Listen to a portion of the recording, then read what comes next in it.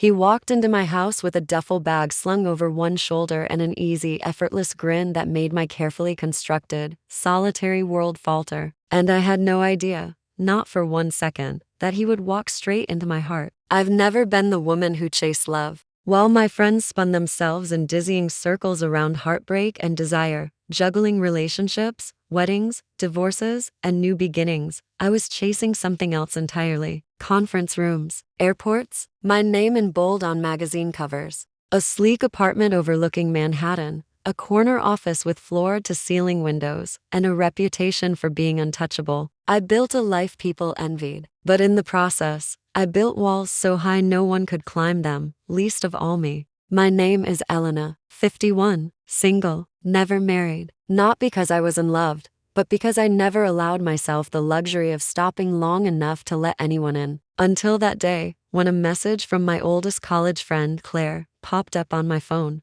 Claire, now living in Florence with her second husband, sipping wine under Tuscan sunsets, had a favor to ask. Could her son, Logan, stay at my place while he completed a 6-month photography residency in New York? He's a sweetheart, she'd said. You won't even notice he's there. Logan, 23, fresh-faced, with this easy, boyish charm and a camera perpetually slung around his neck. I hadn't seen him since he was a lanky teenager, all elbows and awkward limbs, following his mother around my summer house. But when I opened my front door that evening, I was startled by the man standing there. Tousled hair, sun-warmed skin, a grin that could disarm armies, and those eyes steady, soft, like they held old secrets. That first evening, he called me Miss Elena. I laughed. Just Elena, I corrected, and he smiled in a way that made something under my ribs twist unexpectedly. We ate takeout on the balcony, the city shimmering below us like spilled jewels. He asked about my work, my travels, the places I'd loved and the ones I'd left too quickly. But it wasn't polite small talk. He listened, really listened. When I asked about his photography, his whole face came alive. I love catching people in the in-between moments, he said. When they're not posing, when they forget to be beautiful. I didn't know it then, but he was already seeing something in me I'd long forgotten existed. And maybe you know what I mean. Have you ever met someone who looked at you like you were still worth noticing, even when you stopped noticing yourself? If this story already stirs something in your chest, tap that like button, because what happened next unraveled me in ways I never saw coming. In the second week, small things began to shift. Logan would pour me a second glass of wine before I asked. He lingered in the kitchen after dinner, leaning against the counter, sleeves pushed up, telling me about eccentric subway musicians and old women on park benches. One night, I sat reading by the window, the city lights a soft glow around me, and he looked up from his laptop and said, "You have this light about you when you're not trying." I brushed it off, laughed, but inside, something fluttered to life, fragile and unfamiliar. That night, as I undressed, I caught myself in the mirror, the lines around my eyes, the curve of my hips, the history etched into my skin. I didn't look young, but for the first time in years, I wondered if maybe I didn't need to. The next evening, Logan asked if he could photograph me. I almost laughed. I hadn't stood in front of a lens since my 30s, since those days of magazine covers and promotional spreads. I don't think I'm your kind of subject, I said, half joking, half hiding. But he looked at me, truly looked, and said, "That's exactly why I want to. Because you're not trying. Because you're real."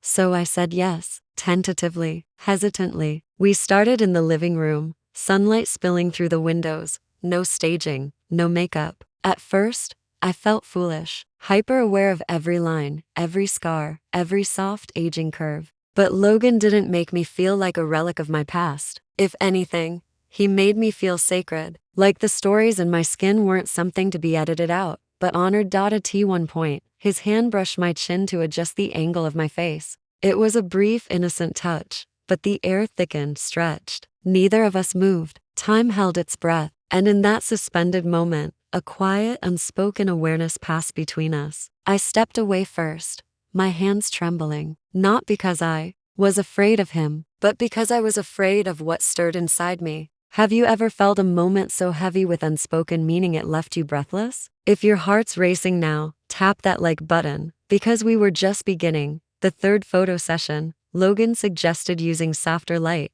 dusk pouring in through my bedroom curtains. A part of me recoiled. It felt closer, more intimate, but I heard myself agree. I sat on the edge of my bed, wearing an old silk blouse and jeans. The room was warm, quiet.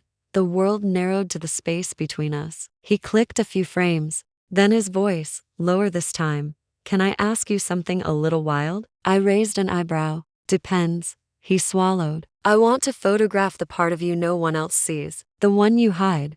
I froze. No one had ever asked that. Not a lover, not a friend, not even me. Something cracked open, not out of desire, but trust. I stood, turned away, slowly unbuttoned my blouse, let it slide off my shoulders, pooling at my feet, then the jeans, and I stood there in my skin, years and stories and fears all bared. I heard the shutter click once, then nothing. When I turned, he wasn't behind the lens. He was just looking, not like I was older, not like I was someone's boss, but like I was a living, breathing masterpiece. He stepped closer, brushed his hand against my arm. Is this okay? I nodded. His hand moved to my waist, thumb tracing the line of my rib. And then the softest, most hesitant kiss I'd felt in years. It wasn't a claim, it was a question. And God help me, I answered. Some moments don't ask for permission, they demand truth. If you've ever been caught between what's right and what feels undeniably real, drop a heart in the comments.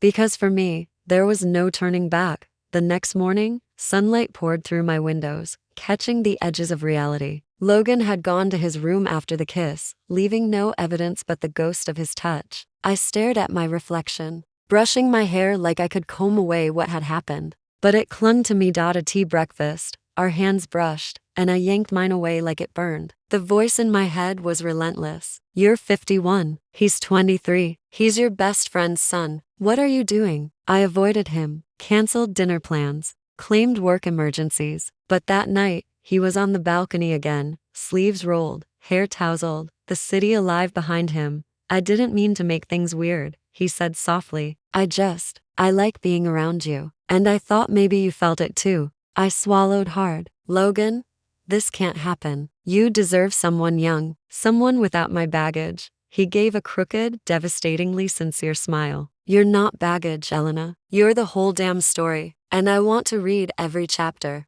I almost broke right there. Because how do you explain to someone like him that you've spent your life convincing yourself you didn't deserve love? But he didn't ask me to explain. He just took my hand. And for the first time in decades, I let someone hold it. If you've ever been afraid to be loved, like this video, drop a comment. You are not alone. That night, I stood by my bedroom window, city lights like distant stars. No makeup, no armor, just me. A knock at the door. I didn't have to ask. Logan stood there, blanket in one hand, 2 mugs of cocoa in the other. Thought you might need company. We sat on my bed, said nothing at first. Then, I whispered into the heavy silence. I don't know how to be loved. He set his mug down. I'm not here to fix you, Elena. I just want to see you, all of you. Maybe be the one person who never asks you to hide. And something inside me broke. Not from pain but from finally being seen. I leaned in. He met me halfway. This kiss was nothing like the last.